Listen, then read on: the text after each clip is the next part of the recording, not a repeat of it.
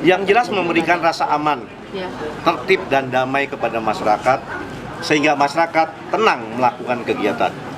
Kita akan melakukan penempatan petugas polisi di mana-mana untuk merasakan kehadiran polisi di tengah masyarakat, agar masyarakat menjadi tenang. Patroli akan ditingkatkan, Babin Kamtibmas akan masukkan kunjungan dan lain-lain. Apalagi sebentar lagi kita akan melakukan proses pilkada. Tentu saja polisi akan melakukan kegiatan.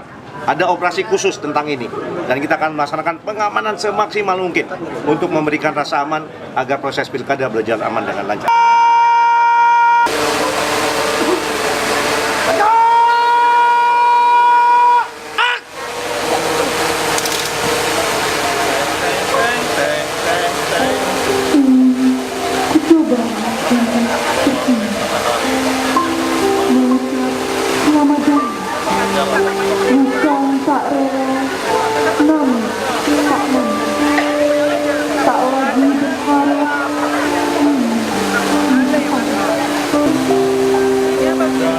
Engkau tak lagi membalakan sebuah